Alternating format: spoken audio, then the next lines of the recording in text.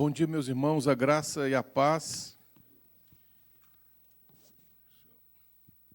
Deixa eu só colocar essa minha colega de trabalho aqui, que quando eu dei aula para Ellen não tinha essa companheira, vai passando os anos. Não precisa não. Vai passando os anos, a gente vai carregando canseiro e enfado. Então, a palavra do Senhor fala sobre isso, né? Mas a glória de Deus é que vai se manifestando sobre nós. Alguns eu conheço aqui da igreja, tive a oportunidade de lecionar quando trabalhei aqui no Seminário Batista Filadélfia. E já tive a oportunidade de vir aqui à igreja, mas há muitos anos atrás, ainda na época que o pastor Geomário era pastor aqui, tive a oportunidade de dar uma aula na escola dominical. E aprove a Deus agora estarmos juntos mais uma vez, né, no ano de 2025, trazendo a palavra do Senhor. Vamos abrir a palavra de Deus, meus irmãos, no livro de Efésios. O texto é bem conhecido e eu vou fazer alusão a esse mês que é chamado por nós, né, os reformados, de um mês da reforma. Embora o mundo tenha apresentado aí, na mesma data, um feriado estranho, né, estrabosfélico, aí, que é a questão do Halloween, é no dia 31 de outubro que se lembra o dia da Reforma Protestante. Efésios capítulo 2, versos de 8 a 9, diz assim a palavra do Senhor. Efésios capítulo 2, versos 2 a 9. Vou fazer o cronômetro aqui para não... Efésios capítulo 2, versos 8 e 9, que diz assim: Porque pela graça sois salvos, mediante a fé, e isso não vem de vós, é dom de Deus, não de obras, para que ninguém se glorie. Meus irmãos, alguns anos atrás eu li uma história bem tocante, chamada Os Enfeites do Firmamento. Era a história de uma moça, um conto bem curto, mas é uma história de uma moça que nasceu com um problema congênito nos olhos e ela não enxergava direito, tinha chamada baixa visão. E só aos 16 anos ela pôde fazer uma cirurgia e recuperar a vista, né, pôde enxergar mais. E ela foi passar o período de recuperação numa fazenda.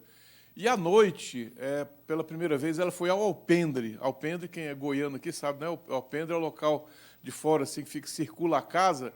E ela olhou para o céu e viu as estrelas. E ela gritou admirada. O que são esses pontos de luz tão brilhantes e tal? Quando ela gritou, os parentes acharam que era alguma coisa assim, estranha, foram lá. E eles falaram, não, isso aí a gente vê toda noite, esse negócio. Mas para ela, que não enxergava, aquilo foi para ela uma grande surpresa, uma grande maravilha. Isso acontece também conosco, meus irmãos. A mensagem do Evangelho é uma mensagem poderosa, é a luz de Deus para esse mundo de trevas, é a mensagem de salvação para o mundo perdido. Durante muitos séculos, da época da Idade Média, ela ficou escondida em meio a rituais, a religião medieval que escondia o verdadeiro evangelho através de rituais, de santos, de estruturas hierárquicas, e as pessoas não tinham mais acesso ao evangelho. Um dia ele foi recuperado. Foi, claro que não somente num dia, mas um grande processo que culminou lá no dia 31 de outubro de 1517, quando Martinho Lutero apregou as suas 95 teses. Esse é um marco histórico, mas os historiadores sempre costumam lembrar que um pouco antes e um pouco depois houve movimentos assim que marcaram a redescoberta do Evangelho. A segunda geração, terceira geração dos reformadores, mas isso a gente pode comentar em um outro momento. Como essa jovem, a igreja pode, por muitas vezes, esquecer do que é óbvio, do que é maravilhoso, que é a graça de Deus. E eu quero pensar nessa manhã com os irmãos aqui, algumas verdades que esse texto nos apresenta aqui, alguns princípios importantes que esse texto nos apresenta para essa redescoberta do Evangelho.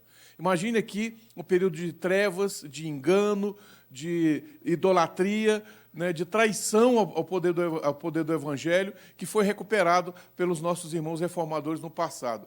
E dentre esses grandes princípios da reforma, somente Cristo, somente a graça, somente a Escritura, né, toda a glória seja dada a Deus, eu quero meditar nessa manhã sobre a graça de Deus, a maravilhosa graça de Deus. Pensando nesse texto tão conhecido, tão poderoso das Escrituras. Olhemos para o verso de número 8, mais uma vez aqui, meus irmãos. Veja só o que diz a palavra de Deus. Porque pela graça sois salvos, mediante a fé, e isso não vem de vós, é dom de Deus, não de obras para que ninguém se glorie. A primeira parte do verso 8 diz assim, que é a questão da graça. A palavra graça aqui vem do termo grego para algo que era um favor benevolente, é o termo charis, né? Favor benevolente, algo imerecido, uma bondade. Esse favor imerecido de Deus para com todo aquele que crê. O texto já fala para nós sobre essa questão da fé. Nós temos que lembrar, meus irmãos, que o contexto da graça ele tem que ser apresentado no contexto do nosso pecado. A graça se avulta, a graça se engrandece por conta do nosso próprio pecado. Somos pecadores, nascemos na destruição do pecado herdado de Adão, essa situação terrível. Por mais que nós nos esforcemos, por mais que nós caminhemos para um lado para o outro, tentando encontrar a partir das nossas obras, da nossa dedicação, do nosso cuidado, nós nunca vamos encontrar a Deus. Por aí, as pessoas falam que existem milhões de religiões, né? Assim o pastor fala. Fala assim, nós temos milhares de religiões, mas na prática nós só temos duas. A religião das obras e o evangelho da graça. Toda outra religião, se você for listar para mim qualquer uma delas, a gente sempre vai ver que é o papel do homem, do ser humano, buscando algo de Deus, trocando a salvação por algum esforço. Vá à Índia, você vai ver lá as pessoas nadando no rio Ganges, fazendo algum compromisso, algo ritual religioso, onde as pessoas vão buscar salvação, seja nas reencarnações, que alguns acreditam, seja nas obras que o catolicismo romano ensina, das peregrinações, da busca do que os santos apresentam, sempre é obra, sempre é algo que é um esforço humano, uma recompensa que depois desse esforço a pessoa recebe a salvação. Isso é algo que tem que sempre ser lembrado para a gente não esquecer, não deixar de lado. A graça de Deus é o fato de Deus nos amar, mesmo nós sendo pecadores, mesmo nós sendo injustos. A palavra de Deus nos fala em diversos textos. 1 João, capítulo 1, verso 8. Se dissermos que não temos pecado nenhum, a nós mesmos nos enganamos, e a verdade não está em nós. O Salmo de número 19, verso 12, diz assim, quem há que possa discernir as próprias faltas, absolve-me das que me são ocultas. Meus irmãos, em nosso coração há pecado, no nosso coração há rebelião de Deus, nós estamos distante do projeto de Deus. Essa é a situação do homem sem Cristo, essa é a situação do mundo sem Cristo. Nós comentamos aqui sobre a violência, né? Foi citada aqui a violência que tem ocorrido na igreja através da perseguição, através da luta, especialmente na África, né? Os nossos irmãos nigerianos. Isso é feito por conta da rebelião que o homem tem com a verdade do Evangelho. O pastor J. Kessler, ele comentando sobre a questão da pessoa de Deus, ele fala assim, as pessoas não têm contra a ideia de Deus, elas não estão contra a ideia de Deus, elas estão contra a vontade de Deus. Eles estão contra aquilo que Deus expressa na sua lei, na sua palavra de Deus. Isso é que eles querem. Muitos querem um Deus que seja aprazível a eles, um Deus com uma espécie de um Papai Noel senil que fica lá no céu, esperando para aguardar, nos abençoar, qualquer que seja o nosso esforço. Como crianças que estão caminhando nessa terra, a gente vai esforçando, vai melhorando e Ele nos abençoa. Essa ideia desse Deus as pessoas aceitam, as pessoas querem. Mas o Deus bíblico, o Deus genuíno, o Deus verdadeiro, aquele que pune o pecado, aquele que destrói qualquer altivez humana, aquele que abençoa com a graça, o mundo não quer. O mundo não quer por conta da sua rebelião. E nós, quando contemplamos a graça de Deus, meus irmãos, nós vemos aqui o elemento essencial da salvação. Algo que não acontecia na época do período anterior à reforma. Todo o período medieval foi um período de religião de obras, onde as pessoas se esforçavam, caminhavam quilômetros atrás de santos, de relíquias, de peregrinações, para poderem encontrar a salvação. E todo o sistema medieval era um sistema que impedia as pessoas de chegar ao céu. Tanto que surge lá, pelo menos entre o século IV e o século V, um conceito que nós chamamos tesouro dos méritos. onde as pessoas elas acreditavam o seguinte, que os santos, Jesus, os apóstolos, quando eles morreram, eles foram para o céu e deixaram muita santidade depositada na igreja, como se fosse um banco celestial. Essa santidade podia ser aberta a qualquer momento pelo aquele que tinha a chave de Pedro, o Papa. Isso ele se consolidou com um conceito chamado das indulgências. Alguns entendem que as indulgências elas seriam a libertação do homem do pecado e a entrada direta no céu. Mas não é assim, é algo mais sutil. A indulgência é a libertação de um local que é intermediário entre a terra e o céu, chamado de purgatório.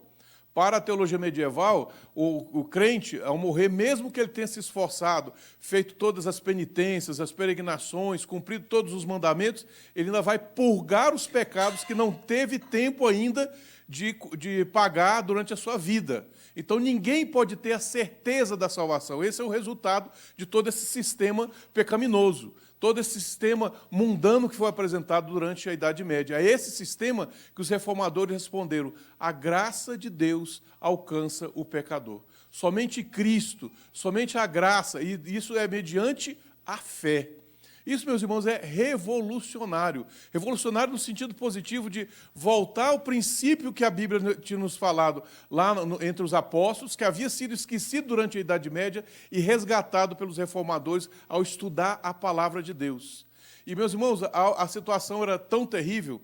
Por exemplo, quando Lutero pregou as suas 95 teses, uma das coisas que ele vai combater é o conceito das relíquias. Talvez os irmãos não tenham bem claro sobre o que é isso. A relíquia eram restos, alguma coisa relacionada aos apóstolos, aos santos, que foram, durante um tempo, colecionados. Só para os irmãos terem ideia, na época de Lutero, havia uma coleção de mais ou menos 3.000 relíquias, que incluíam uma asa do anjo Gabriel, que anunciou a Maria o nascimento de Jesus, uma caixa que continha lascas da cruz de Cristo, que foram guardadas lá, e qualquer pessoa que peregrinasse e tocasse naquelas lascas, ganhava pelo menos uns 10 anos a menos no purgatório.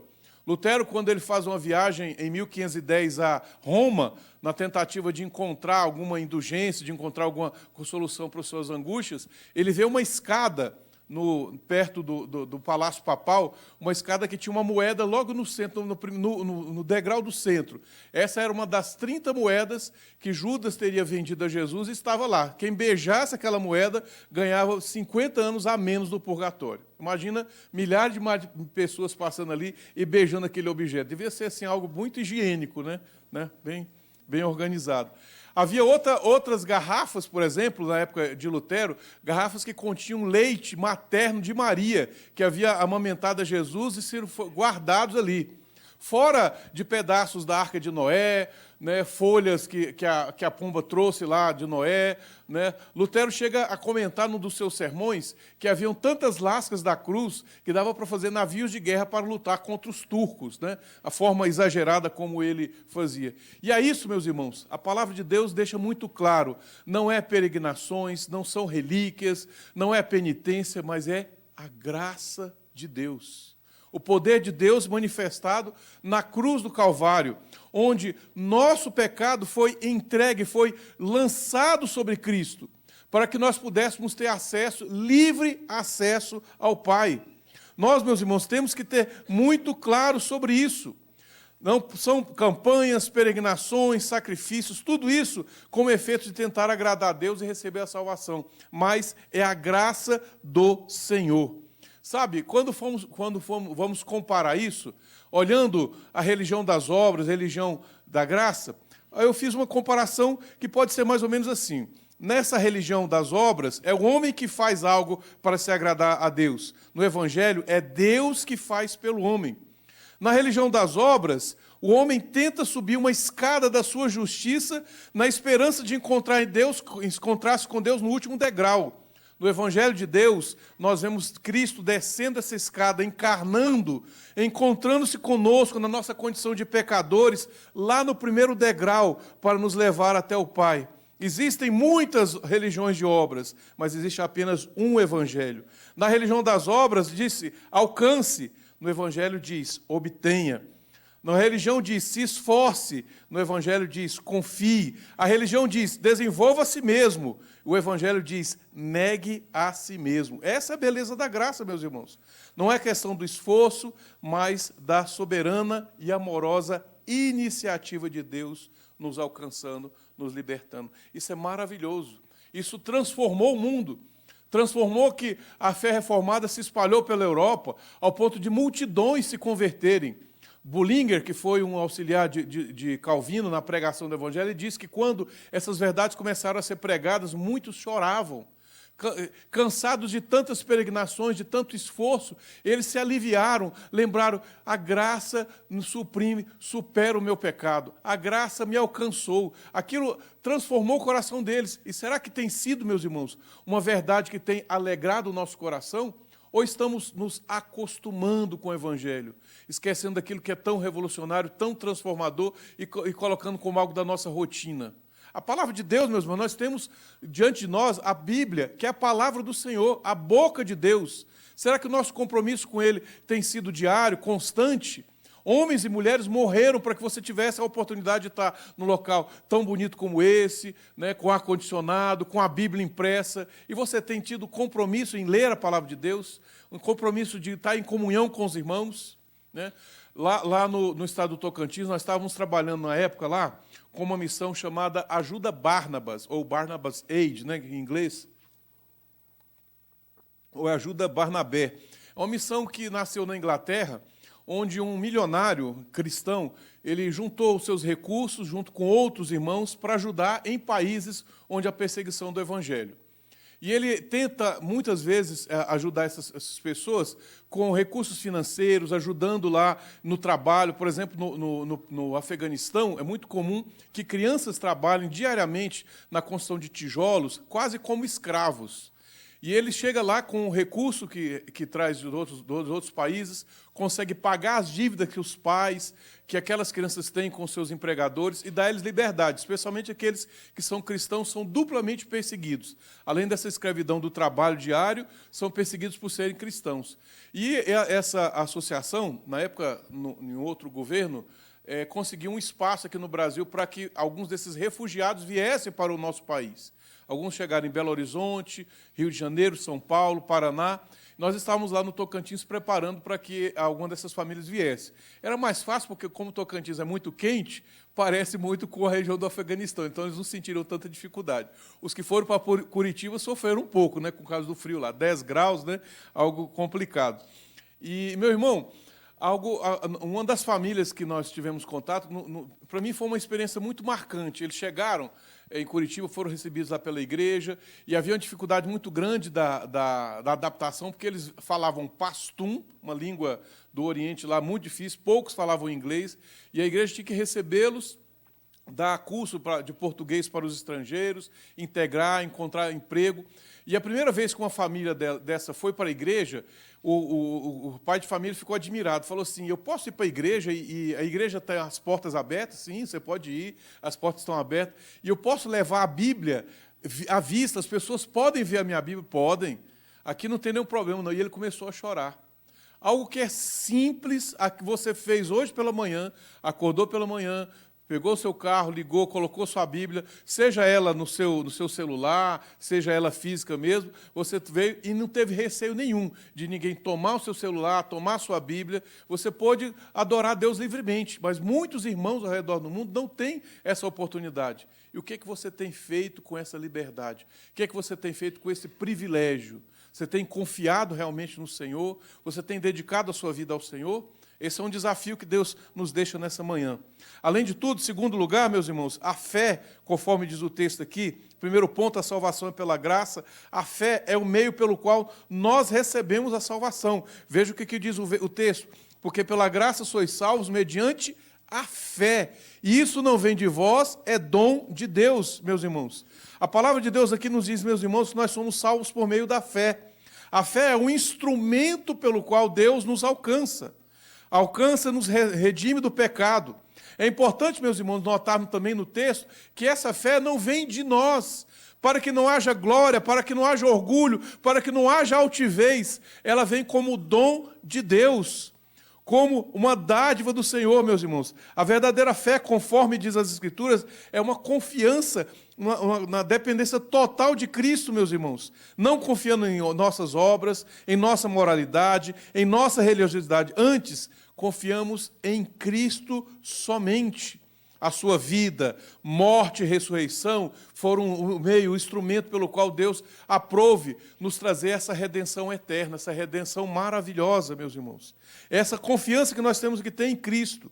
Por isso, meus irmãos, a fé, ela nunca é uma mão cheia de obras, de coisas, de caridade que nós apresentamos para Deus. Como John Stott diz, a fé é uma mão vazia que apresenta diante de Deus a sua incapacidade para receber como dom, como presente a salvação em Cristo Jesus. Se nós não reivindicamos nada em nós mesmos, mas justamente apresentamos nossa vida diante de Deus.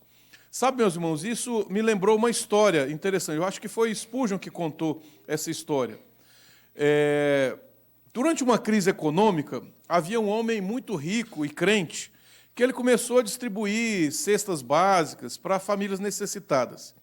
E ele organizou, inclusive, os caminhões da sua empresa para distribuir essas cestas, né, na casa de pessoas que ele mais precisava. E ele chegou, um dia, um desses caminhões chegou na casa de um senhor idoso. E o motorista explicou para ele que ele estava ali para entregar essa cesta de alimentos. Mas o homem, ele desconfiado, pensou, deve ter algum golpe nisso. Ninguém faz isso.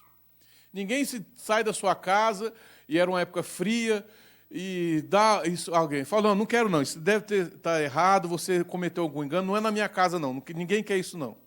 E o homem voltou lá para a empresa, e o chefe falou, você entregou? Não, ninguém quis. Então, vai de novo.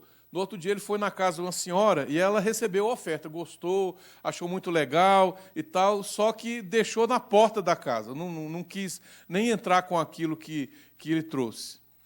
Não usufruiu do que recebeu. Por fim, o motorista resolveu descer a rua e chegou numa casa de uma mãe solteira que tinha 3 filhos, o pai tinha abandonado, aquela confusão danada. E ela recebeu aquela cesta com uma dádiva do Senhor. E falou assim, era o que eu estava pedindo a Deus. E recebeu com todo o coração. A salvação é assim, meus irmãos. É uma dádiva gratuita. Alguns não querem, porque acham que não merecem, não é para eles, outros desconfiam. É assim que acontece com a pregação do Evangelho. Eu vivi bem isso quando morei na cidade de Belo Horizonte. Nós estávamos fazendo um trabalho na época lá, eu fiz minha primeira preparação teológica lá.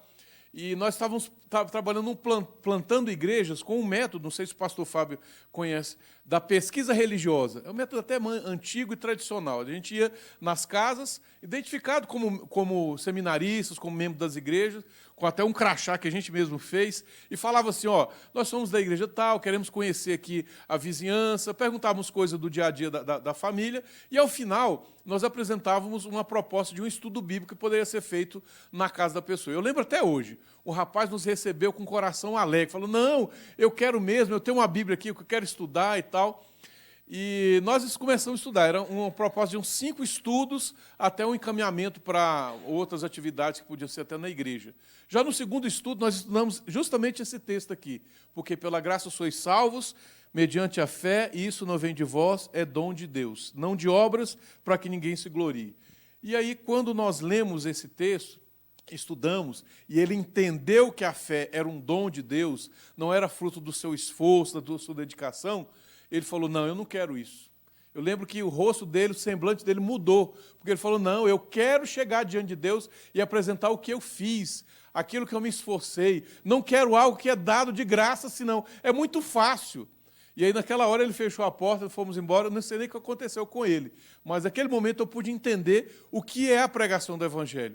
É muitos que recebem isso com o coração grato, especialmente aqueles que se sentem fracos, cansados, sobrecarregados, como foi lido aqui no texto da abertura na liturgia, ou aqueles que se encontram um coração altivo, orgulhoso, achando que vão trocar todo o seu esforço como recompensa de entrar no céu. Não, mas é a graça do Senhor, que nos vem mediante a fé como um dom de Deus, dom que Deus concede aos seus escolhidos desde a eternidade até o último dia. Um dom que é concedido àqueles que se sentem fracos e sobrecarregados. Esses é que vão encontrar alívio do Senhor.